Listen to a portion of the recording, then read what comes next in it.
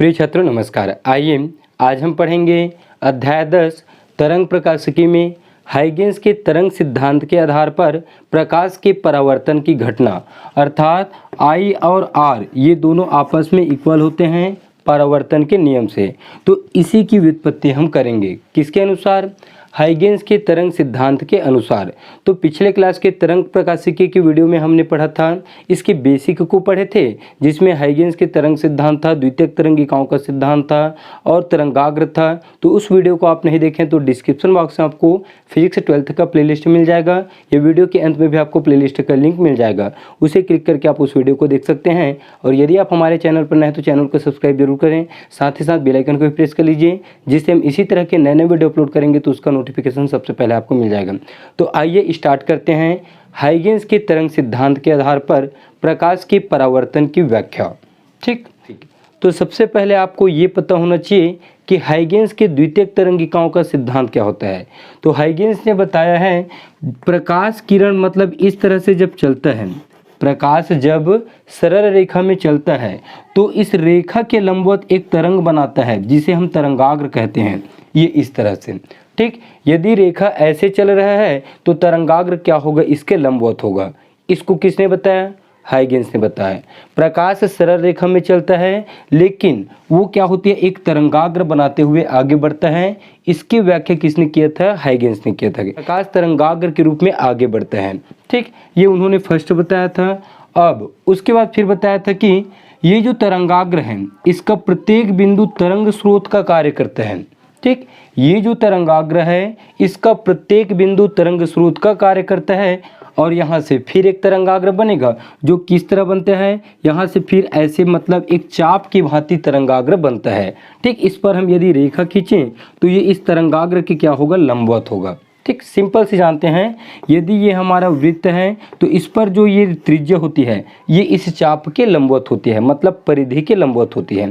ठीक, तो इन चीज़ों के बारे में हाइगेंस ने बताया था, तो इसका उपयोग हम इसमें करने वाले हैं, इसलिए इसको मैं थोड़ा सा आपको रिवाइज कराया। ठीक, तो चलिए देखते हैं। सबसे पहले क्या करेंगे, हम यहाँ पे एक परावर्तक पृष्ठ ले लिए हैं x और y। ठीक, क्योंकि परावर्तन की व्याख्या करने के लिए हमें दो माध्यम की आवश्यकता नहीं होती है। जब अपवर्तन की व्याख्या करते हैं, प्रकाश किरण अपवर्तित होता है, तब हमें दो माध्यम की आवश्यकता होती है। तो परावर्तन की व्याख्या करने के लिए हमें इस माध्यम की जरूरत पड़ेगा। ये हमारा एक्स वाई एक परावर्तक पृष्ठ है जिस पर दो समांतर रेखाएं आपतित होती हैं। ठीक, इस तरह से दो समांतर रेखाएं आपतित होती हैं। एक रेखा हम ले लेते हैं ये P और इसको दे देता हूं मैं A। ठीक, दो समांतर रेखा, इसी के समांतर एक और रेखा आपतित होती है इस तरह से, ये इस तरह से। तो ये दो रेखा क्या होती है? आपतित होती है। अब हाइगेंस के अनुसार ये दोनों सरल रेखा क्या बनाएंगे? एक तरंगाग्र बनाएंगे। और तरंगाग्र कैसा रहेगा? इस रेखा के लंबवत, मतलब ये ऐसे तरंगाग्र बनेगा इस तरह से। यदि ये बोर्ड है तो बोर्ड के लंबवत ऐसे बाहर की ओर। ठीक, इस तरह से तरंगाग्र इसमें बनता है।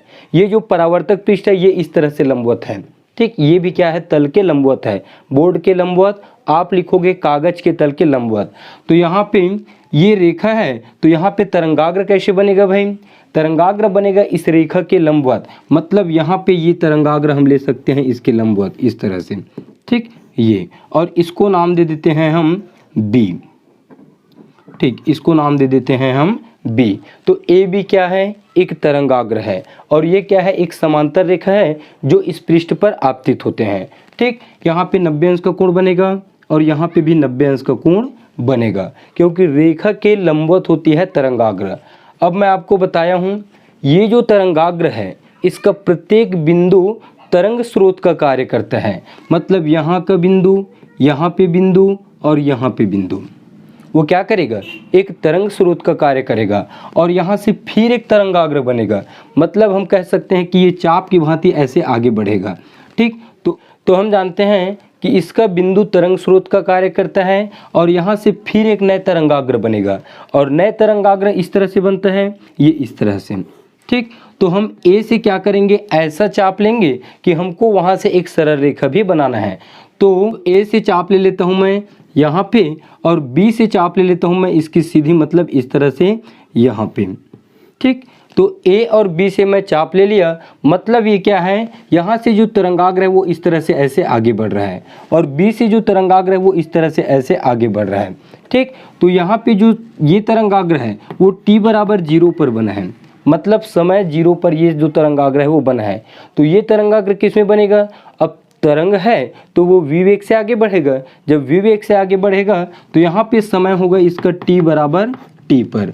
तो ये इस तरह से अब हम इसको क्या करेंगे, मिला देते हैं, तो ये इस तरह से यहाँ पे जाके मिलता है और इसकी दूरी क्या हो जाएगा भाई, इसकी दूरी हो जाएगा vt।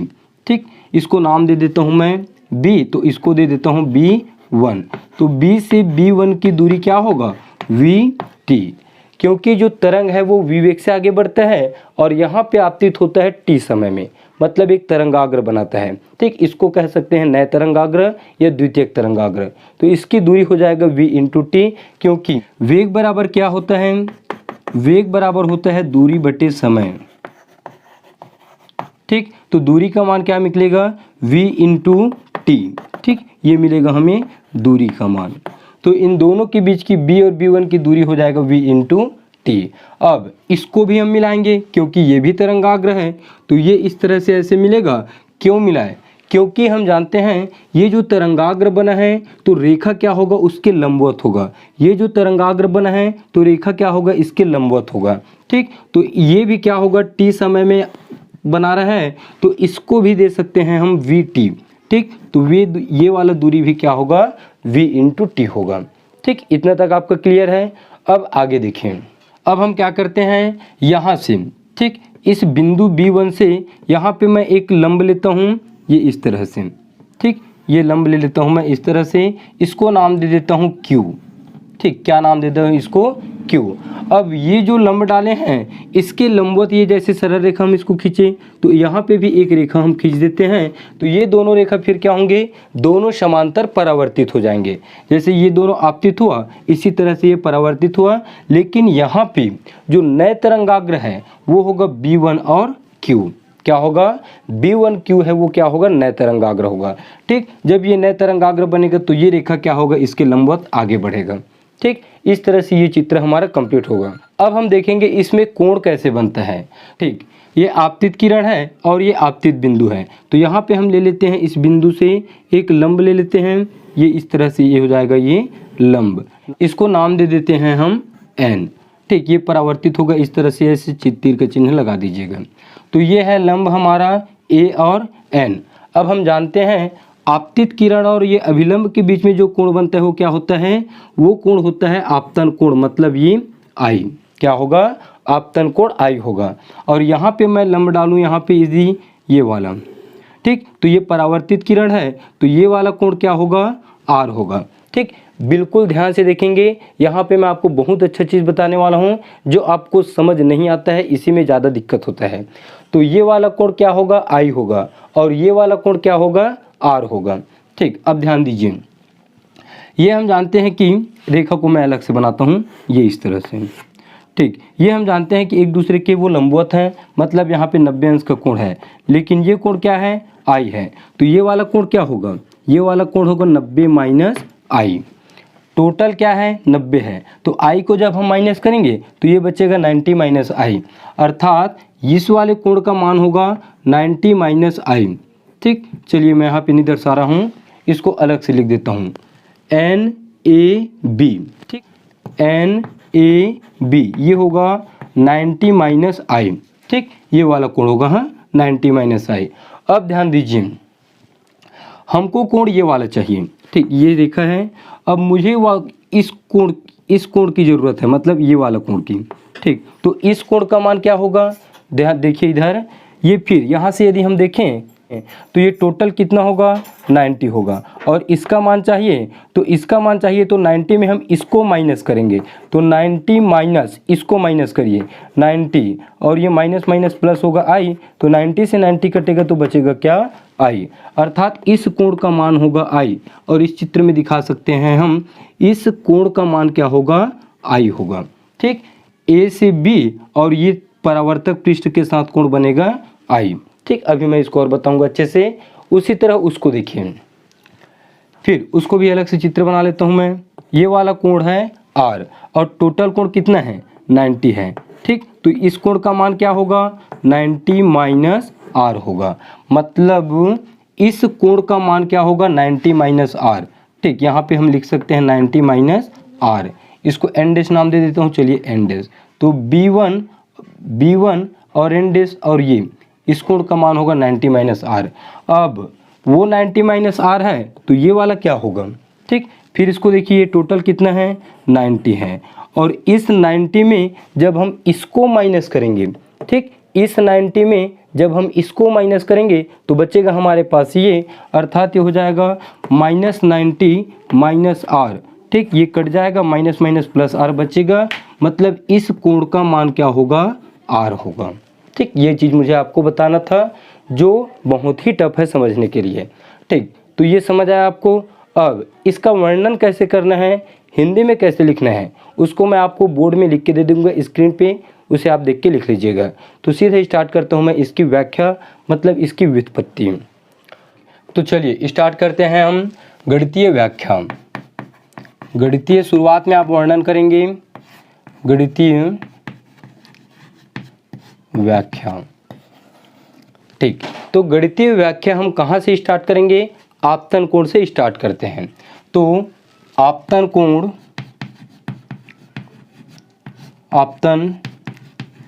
कोण I बराबर क्या है भाई, आपतन कोण I बराबर PA और N, कोण PA और ये होगा N। अब PAN, तो इस कोण का मान हम निकालें क्योंकि इसके मान से हम इसको निकाले हैं, तो BAN। ठीक, कोण BAN बराबर क्या होगा 90 माइनस I होगा। ठीक, BAN इस ये वाला चाहिए, तो टोटल ये 90 है, और 90 में जब हम I माइनस करेंगे इस पार्ट को तो बचेगा हमारे पास 90 माइनस I। अब हमको ये वाला कोण चाहिए ये। ठीक, BAB1, तो कोण BAB1 बराबर, ठीक ध्यान दीजिए, BAB1, ठीक, मतलब ये इस तरह से है ये। ठीक, ये कोण चाहिए हमको, तो टोटल कितना है 90 है। 90 में आप इसको माइनस करिए, जब ये वाला माइनस होगा तो बचेगा ये। ठीक, तो इस कोण का मान कितना है 90 माइनस I। ठीक, यहाँ पे 90 माइनस I, तो 90 में जब हम 90 माइनस I करेंगे तब हमें ये कोण का मान मिलेगा, अर्थात BAB1 का मान मिलेगा। तो ये होगा 90 माइनस I, अर्थात ये 90 से 90 कटेगा, माइनस माइनस प्लस I बन जाएगा। तो BAB1 का मान क्या मिला हमें I, मतलब ये भी क्या है एक आपतन कोण है। तथा अपवर्तन कोण क्या होगा, अपवर्तन कोण R बराबर, इसी तरह से अपवर्तन कोण R के बराबर है, हम इसको डायरेक्ट लिख सकते हैं। आप यहाँ पे 90 माइनस R दिखा देना, फिर ये वाला मान हो जाएगा R, मतलब QB1A। ठीक, क्या होगा कोण QB1 और A, ये हो जाएगा इसका अपवर्तन कोण R। ठीक, ये हो जाएगा, यहाँ पे इसको इस चूकी करके लिख लेना, चूकी करके। ठीक, अब हम क्या करते हैं, इसमें दो त्रिभुज लेते हैं, जहाँ जहाँ पे हम कोण दिखाए हैं वहाँ पे, तो इसको फिर मिटा देता हूँ मैं और दोनों त्रिभुज अलग से बनाता हूँ समझाने के लिए आपको। एक त्रिभुज लूँगा AB और B1। ठीक, तो ये इस तरह से है, ये इस तरह से B और ये B1 और ये होगा A। ठीक, यहाँ पे कोण बन रहा है I। सेकंड त्रिभुज ले लेता हूँ मैं B1 Q और A। ठीक, तो ये त्रिभुज इस तरह से है, ये R और ये B1 और ये Q और ये होगा A। अब इन दोनों त्रिभुज में हम क्या करते हैं, I कोण बन रहा है और R कोण बन रहा है, तो साइन थीटा के फार्मूला से लंब बटे कर्ण का उपयोग करेंगे। तो सबसे पहले त्रिभुज लेता हूँ मैं ABB1 में, त्रिभुज ABB1 में साइन I क्या होता है लंब बटे कर्ण, तो इसके सामने का भुजा क्या होगा लंब, मतलब BB1, और कर्ण क्या होगा, कोण के सामने का भुजा हमेशा लंब होता है, और सबसे बड़ी भुजा क्या होती है कर्ण, तो कर्ण होगा AB1। चूंकि b और b1 का मान क्या होगा, b और b1 का मान होगा v इंटू टी, क्योंकि ये यहाँ से है b और b1, ये एक तरंगाग्र बनाता है इस तरह से, तो ये vt समय में क्या बनाता है, एक नए तरंगाग्र बनाता है। तो b और b1 करके चूंकि आप बगल में लिखेंगे तो ये हो जाएगा ए बी पक्षांतर करिए, ए बी, अच्छा ये 1 होगा, ए बी 1 और ये साइन आई बराबर b और b1 का वैल्यू हो जाएगा v इंटू टी, इसे दीजिए समीकरण 1। तथा दूसरा त्रिभुज क्या है, ए क्यू बी 1, इसमें ए क्यू बी 1 तथा त्रिभुज ए क्यू बी 1 में इसमें कोण r है, साइन r बराबर लंब बटे कर्ण, ठीक। तो इसके सामने का भुज लंब मतलब ए क्यू और कर्ण क्या होगा, इसके लिए भी a इंटू बी 1 होगा, a इंटू बी 1। अब ध्यान दीजिए a से q ये भी तो क्या है, एक तरंगाग्र है ना, ठीक। एक काम करो, चाप यहाँ पे रखो, ये भी क्या है, एक तरंगाग्र बनता है इस तरह से, तो ये भी vt समय में ही बनेगा, ठीक। ये भी क्या होगा, vt समय में बनेगा। तो इसके जगह चूंकि ए क्यू बराबर v इंटू टी,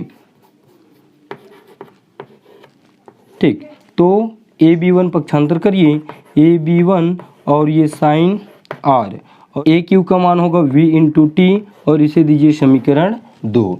समीकरण 1 व 2 से दोनों का दायां पक्ष बराबर है तो दोनों का बायां पक्ष भी आपस में बराबर होगा। अब इन त्रिभुजों को मिटा देता हूं, फिर यहीं पे इसको हल करते हैं। ये सिर्फ आपको समझाने के लिए था। समीकरण 1 व 2 से,